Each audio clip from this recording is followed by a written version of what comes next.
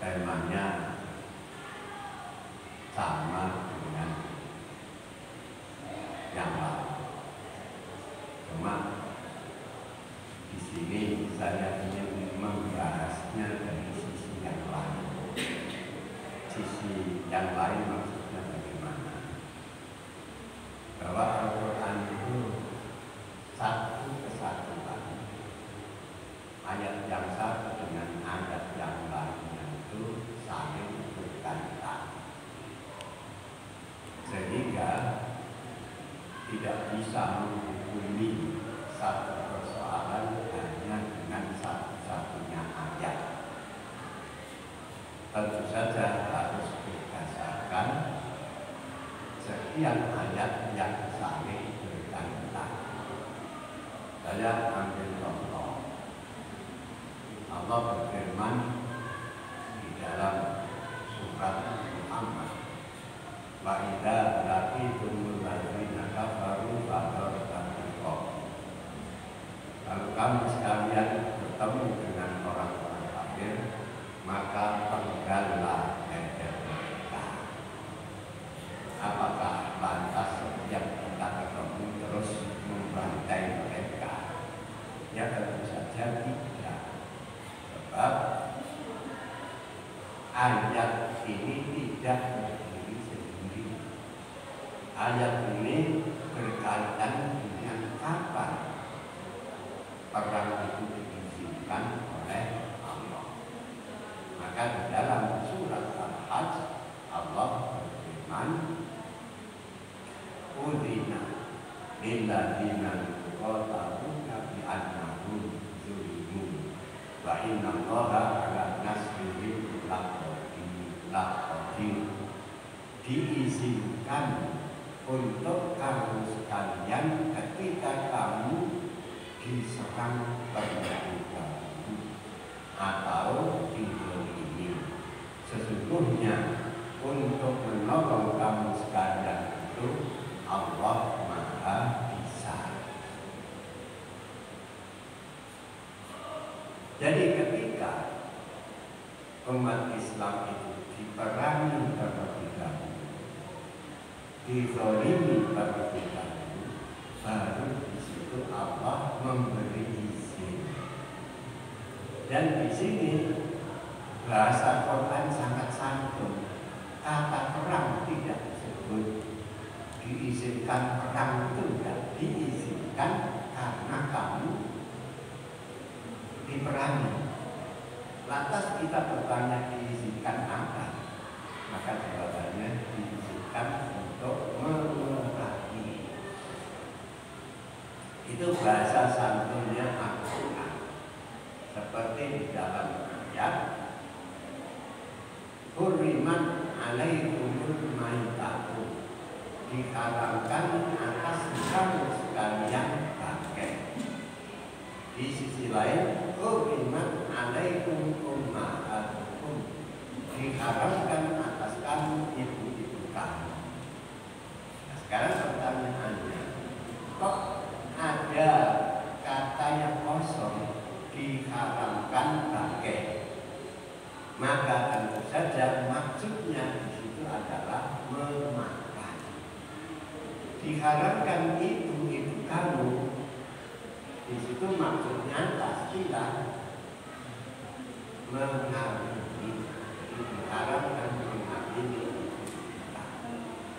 Nah, kesimpulannya, mengambil hukum dari Al-Quran tidak bisa hanya dengan satu-satunya ayat tanpa melihat ayat-ayat yang lain.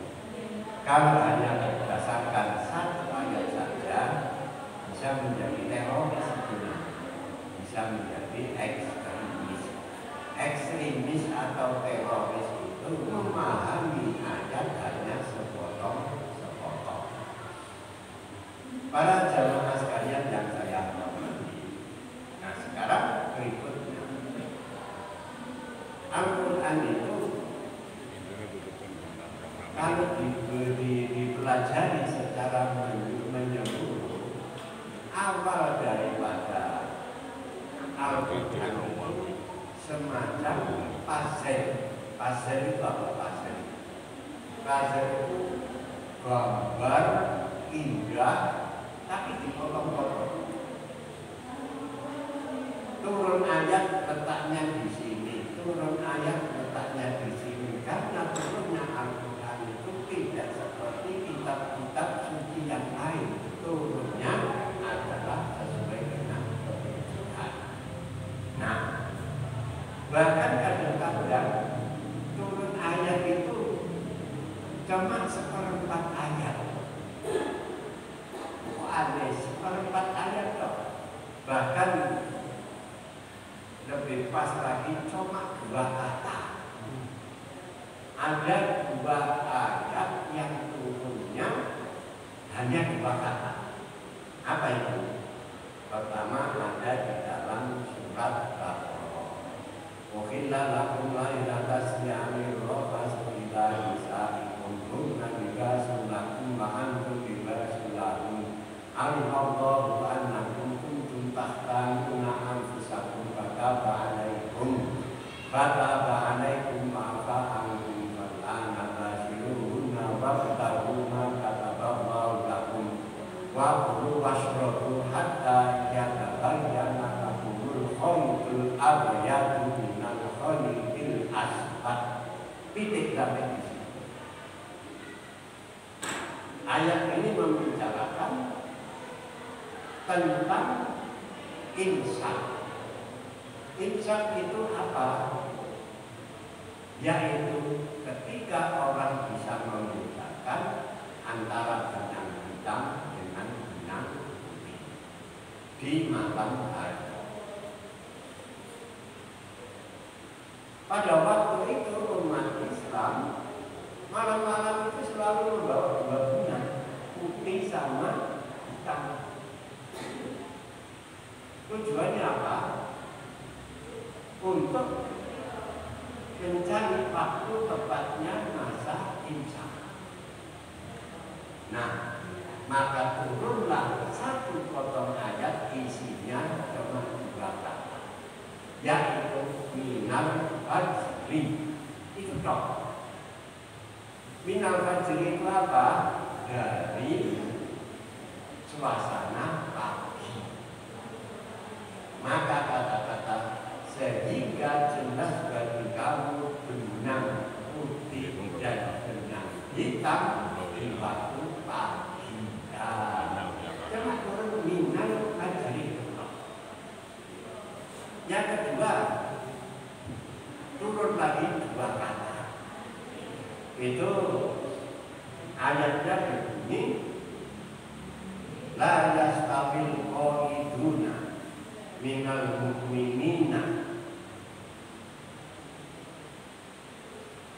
wal mujahiduna fi sabilillahi bi amwalikum wa anfusikum. Tidak sama orang-orang yang duduk-duduk di rumah dengan orang yang berjihad di jalan Allah dengan harta dan jiwa mereka. Faddalallahu mujahidina ala qa'idina darajah. Allah memberikan derajat yang lebih bagi para mujahid di atas mereka yang hidup.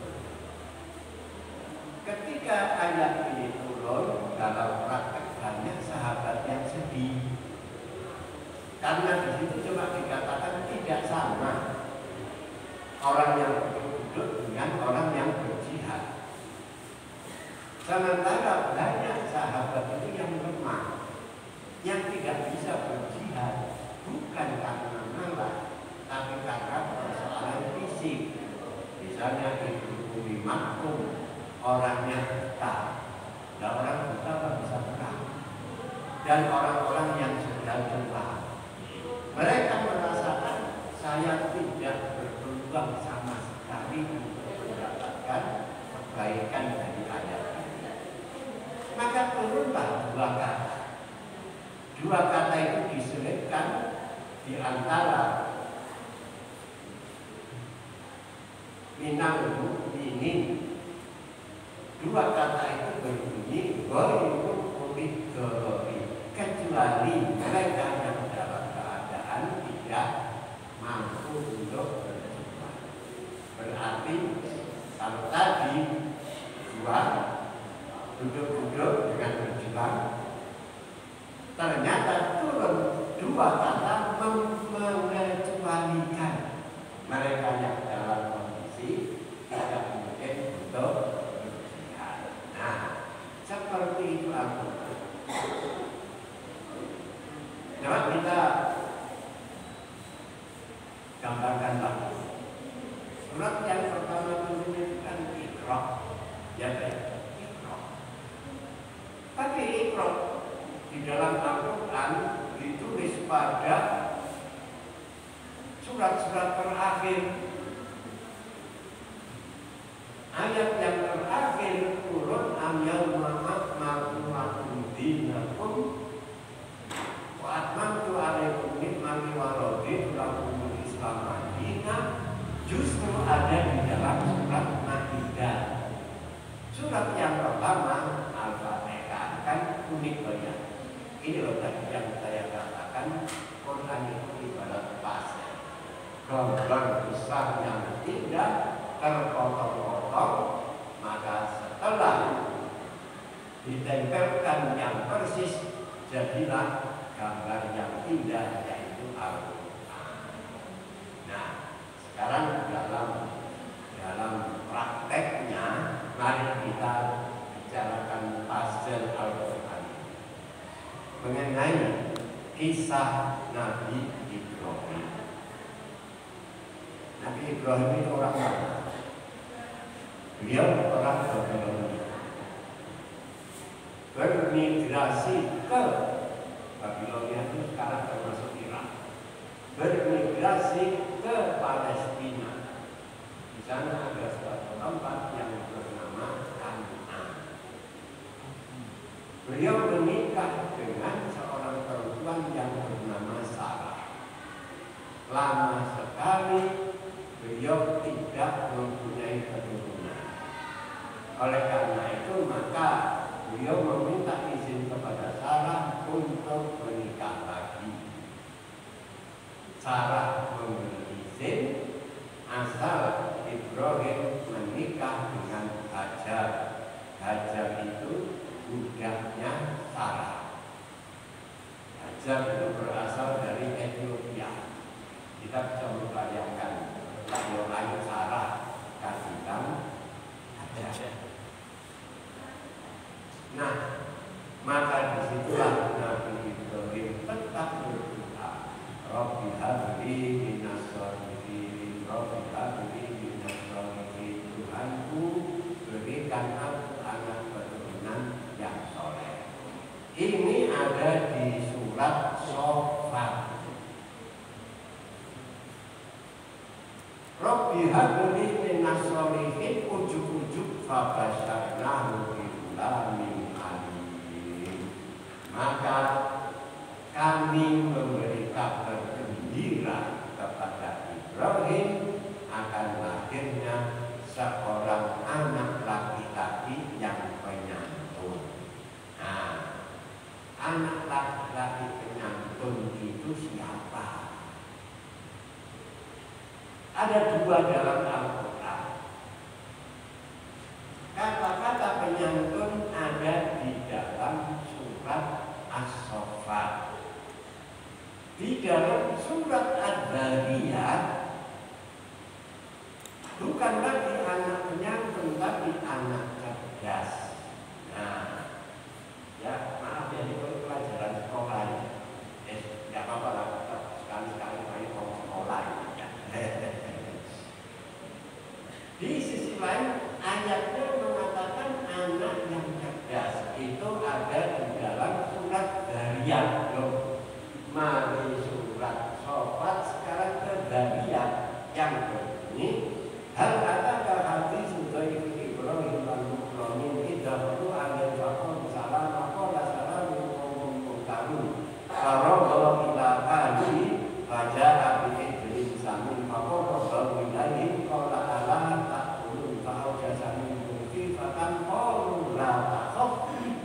wa basyaruhu bighulamin alim. Ada tamu yang banyak datang ke rumah Ibrahim. Nabi Ibrahim hukum tamu itu dibuatkan daging sapi panggang, tapi tamu-tamu itu tidak mau makan. Maka terjadilah rasa takut, ada apa? Ternyata tamu-tamu itu memberi kabar kepada Ibrahim akan lahirnya anak yang cerdas. Anak yang cerdas itu siapa? Dalam bahasa Al-Quran yang dimaksud anak cerdas itu adalah Ishak. Anak yang menyantun dalam surat Shofat itu adalah Ismail. Jadi ketika Allah menyebut Ghulamun alim, anak yang cerdas, maka yang dimaksud itu adalah Ishak. Ketika Allah berfirman Ghulamun alim, anak yang menyantun, maka yang dimaksud itu adalah Nabi Ismail. Kembali ke surat Shofat. Setelah Ismail itu lahir, ujuk-ujuk kok falamma balagha ma'ahu sa'ya, ketika Ismail berusia remaja. Nah, remaja itu kira-kira berapa? Katakanlah 15 tahun. Baru lahir kok cerita 15 tahun kemudian. Nah, yang setelah lahir itu gimana? Apa ada ceritanya? Ternyata ada, tapi ada di surat Ibrahim. Kan? Sana, sini. Makanya Al-Quran itu keseluruhannya, bukan satu dua ayat. Jadi setelah lahir, maka Allah menceritakan ketika berusia 15. Nah, setelah lahir bayi itu mana? Ternyata Nabi Ismail itu lahir di Kan'an. Setelah lahir pada masa bayinya dibawa ke Mekah. Di Mekah ditinggal oleh Nabi Ibrahim. Nah, gimana ceritanya? Dalam surat Ibrahim Allah berfirman, Rabbana inni askantu min dzurriyyati biwadin ghairi zar'in inda baitikal haram Rabbana liqimus shalah. Tuhan kami tinggalkan sebagian dari keturunan saya di lembah yang tidak ada tanamannya, hanya dekat dengan rumahmu yang mulia, yaitu Ka'bah. Tuhanku, supaya anak keturunanku nanti senantiasa mengerjakan sholat. Maka dari surat Ibrahim ini menjelaskan surat Shofat. Setelah bayi itu lahir, dibawa ke Mekah dan ditinggal di Mekah. Kemana terusan Nabi Ibrahim? Kembali lagi ke Kan'an. Nah, para jamaah sekalian yang saya hormati, setelah ke Kan'an di sana melamar Ishak, suatu hari Nabi Ibrahim datang lagi ke Mekah. Di sanalah Nabi Ibrahim menerima wahyu. Apa? Wahyu itu kembali lagi ke surat Shofat.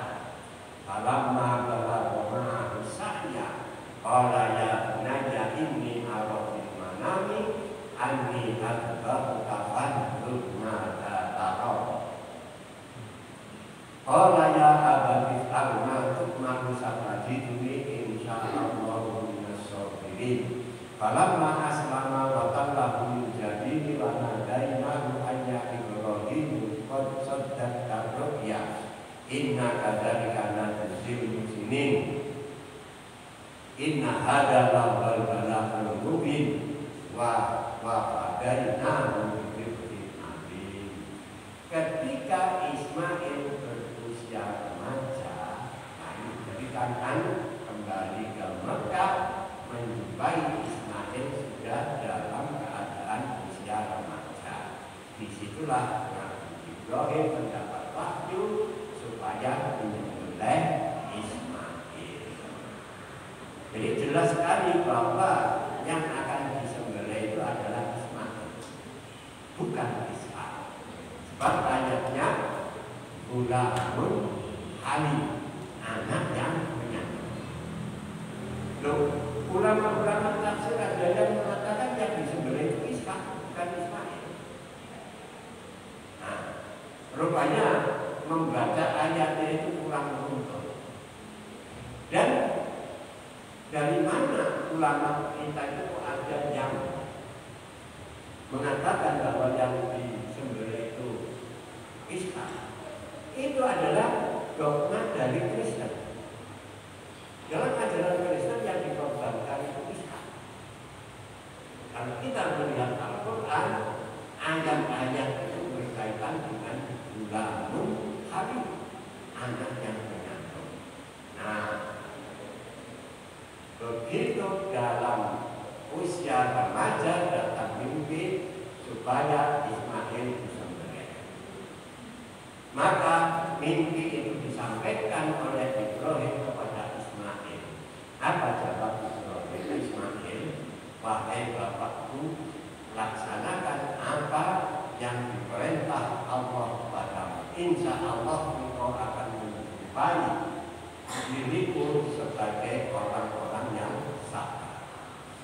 Maka kedua orang ini benar-benar berserah diri kepada keputusan Allah. Ismail sudah diterlentangkan di batu, pedang pun sudah menghunjam pada tubuh Ismail. Ternyata secepat kilat Allah menggantinya dengan domba dari surga. Datanglah suara, hai Ibrahim, sungguh kamu telah membenarkan mimpimu. Sesungguhnya itu semuanya adalah ujian bagi kamu. Inna hadza lawal bala'ul mubin, sebagai ujian yang nyata buat kamu. Dan kami Allah menggantinya dengan domba yang agung. Nah, para jamaah sekalian yang saya hormati, Ismail hidup, Ishak hidup.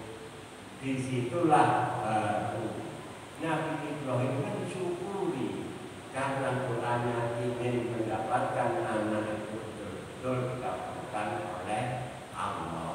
Lantas di mana ayatnya? Ternyata ada di surat Ibrahim. Jadi loncat sini, loncat sana. Soal kesyukuran Ibrahim terhadap dua anak itu dikatakan dalam surat Ibrahim apa? Alhamdulillahilladzi wahaba li 'alal kibari Ismail wa Ishaq inna rabbi lasami'ud du'a.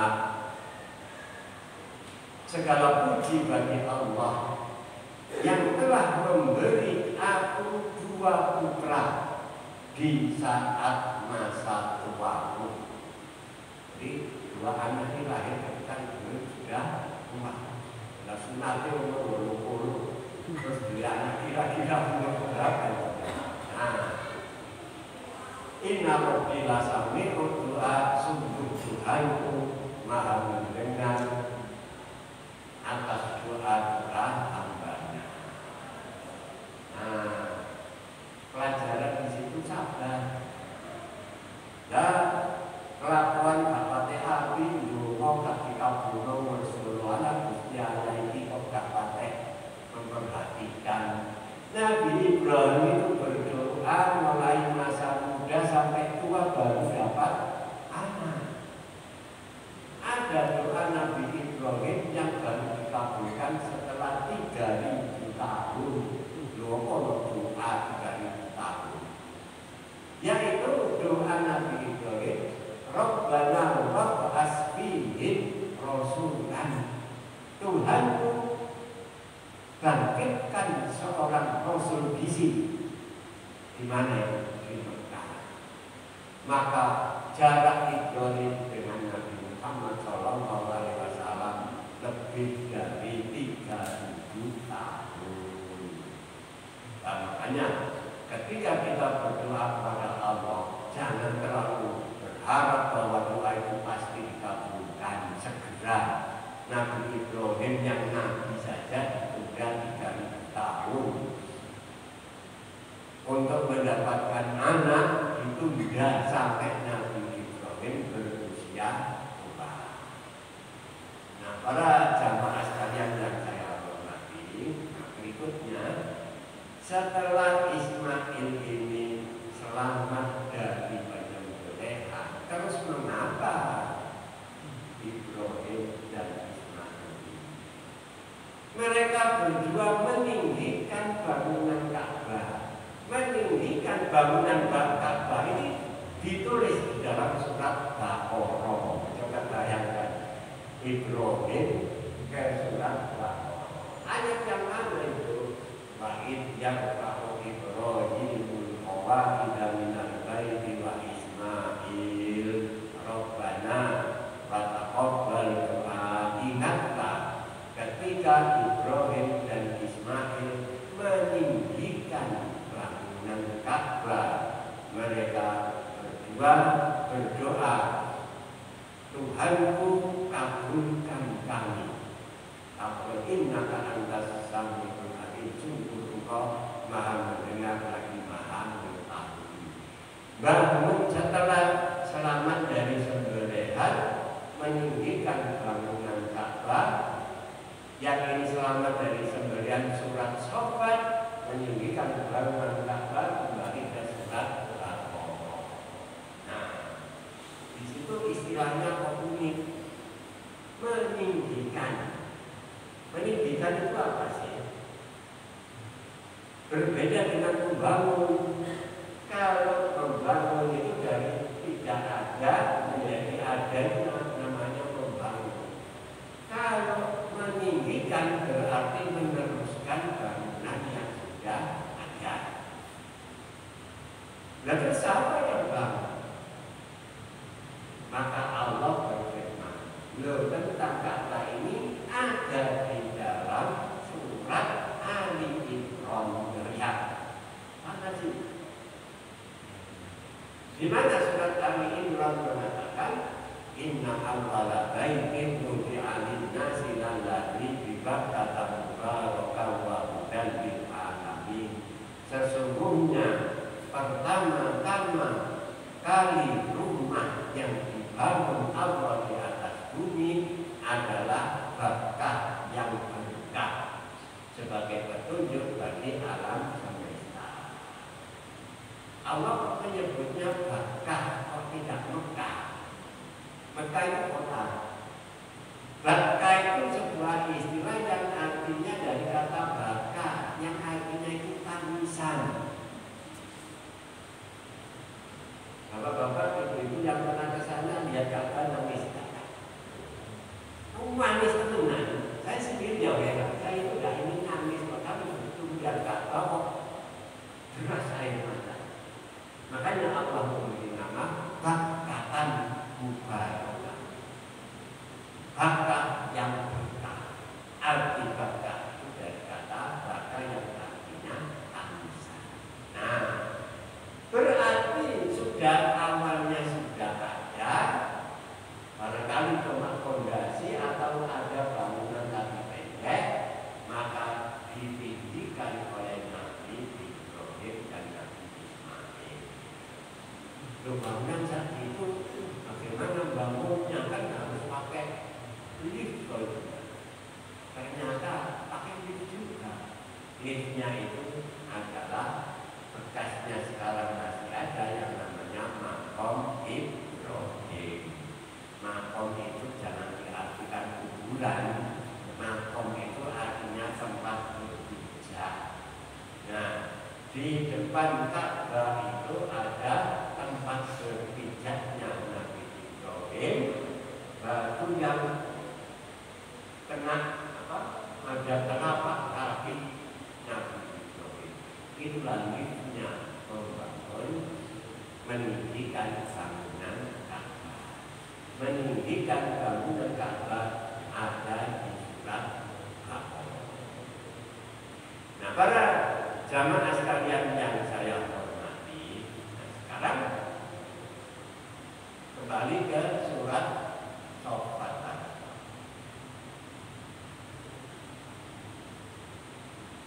Yang pertama, kira-kira yang paling protes ketika Nabi Ibrahim hendak menyembelih Nabi Ismail itu siapa? Jawabannya siapa? Hajar. Kira-kira iblis itu merayu Hajar itu mungkin dengan bahasa begini, Jajar, ujungmu itu lah kau sih gak tanggung jawab.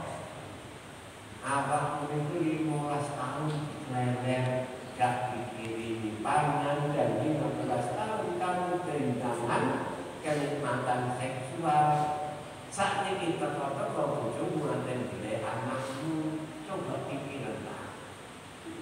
Kalau kata-kata itu disampaikan kepada ibu kita sekarang, tidak tahu apa yang terjadi. Ya bayar. Karena Ibrahim 15 tahun meninggalkan Hajar. Ya gak kirim panganan, juga timbunan, ya ada beda ya. Ya gak ada kabar, gak ada nafkah, dibiarkan begitu saja, ujuk-ujuk datang akan menyembelih Ismail.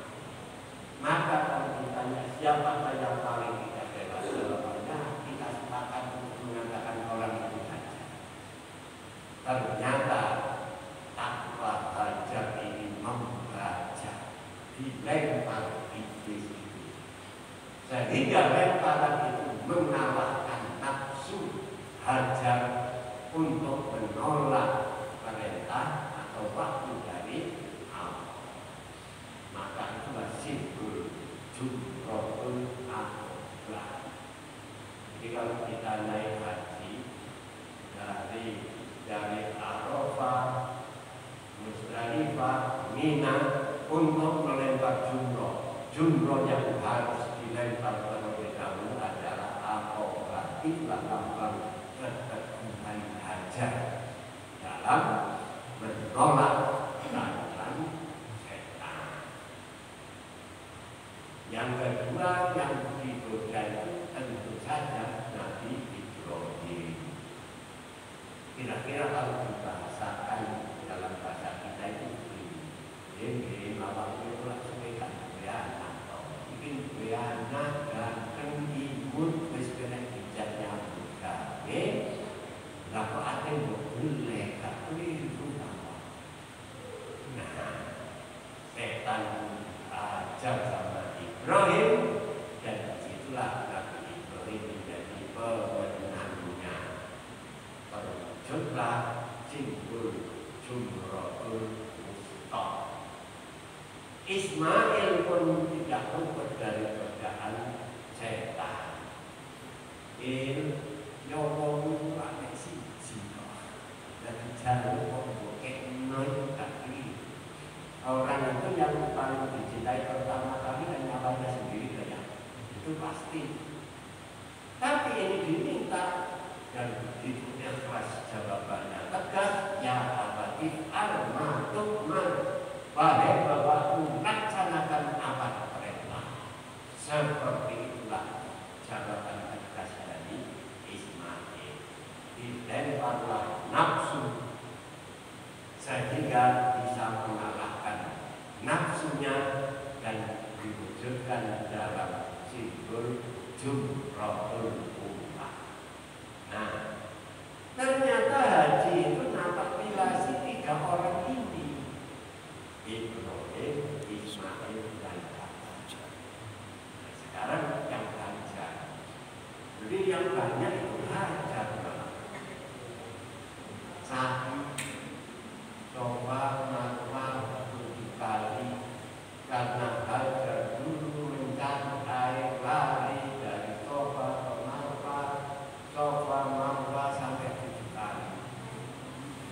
Belum lagi sampai pintu apa enggak?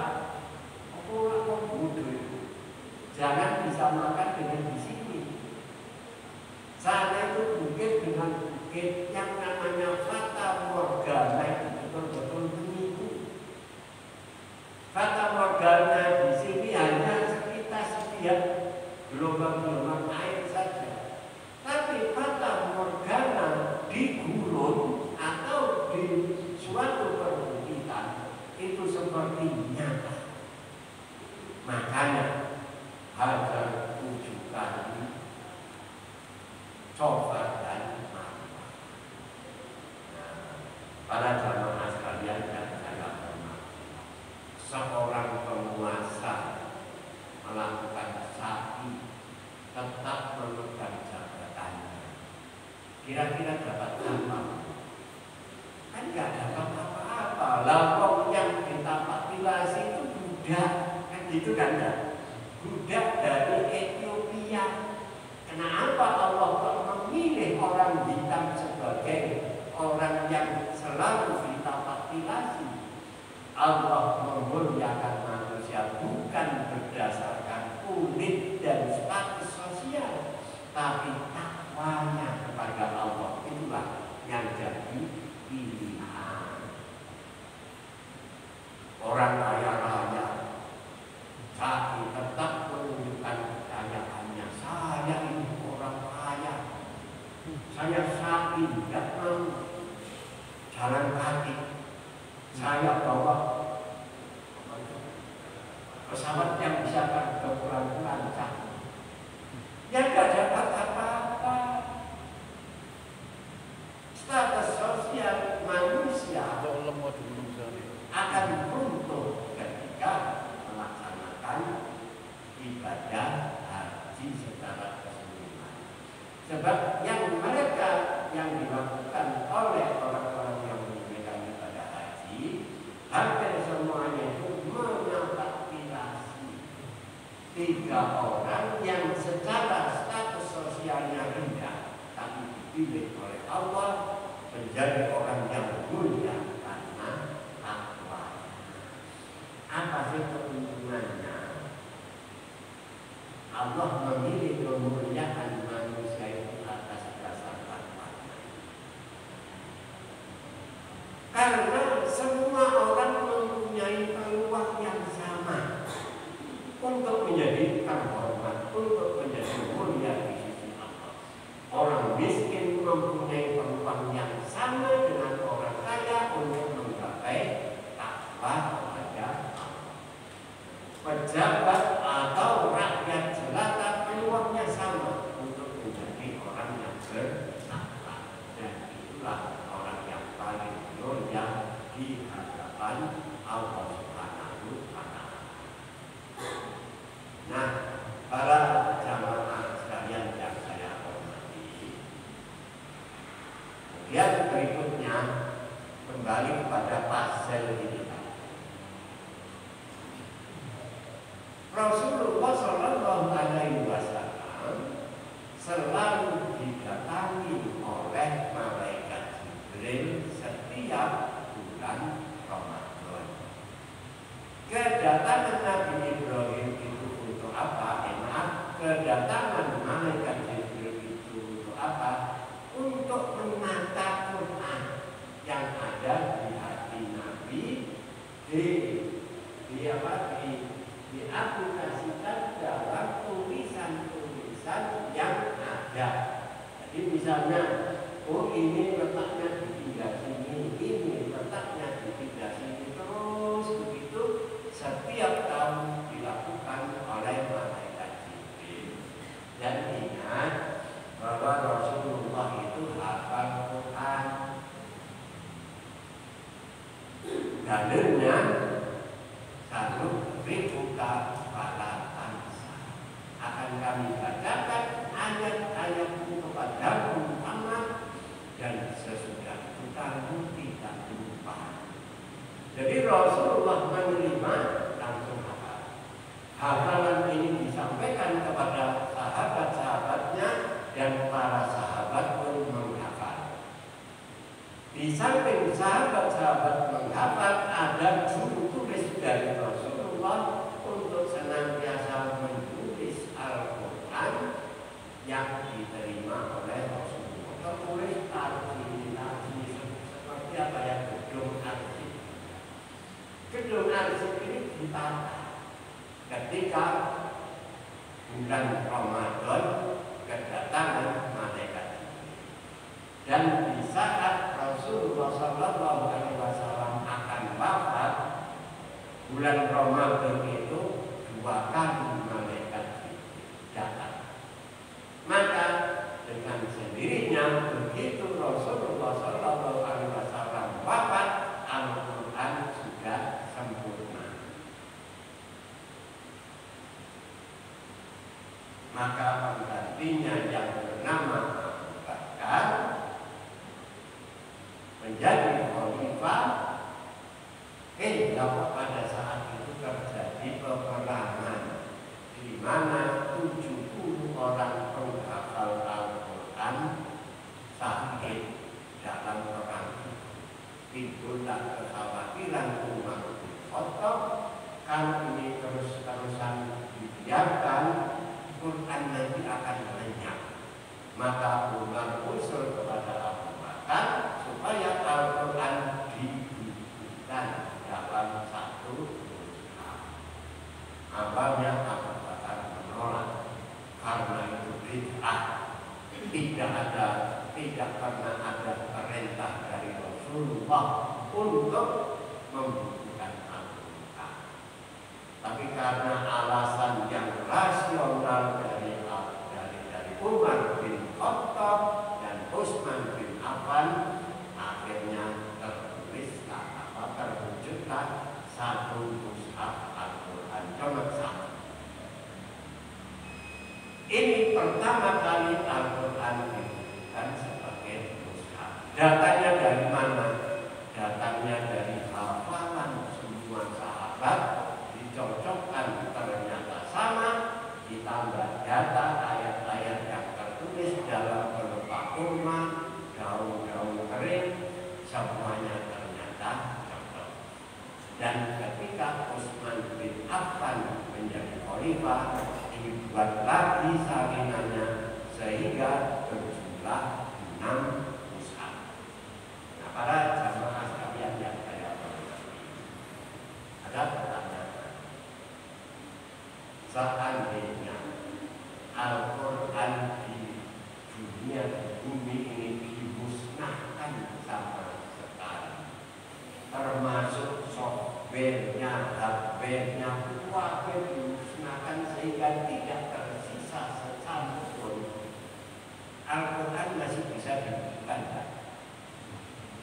Jawabnya, Al-Quran tidak akan musnah. Karena apa? Di Kediri ini saja yang hafal lebih dari 1000.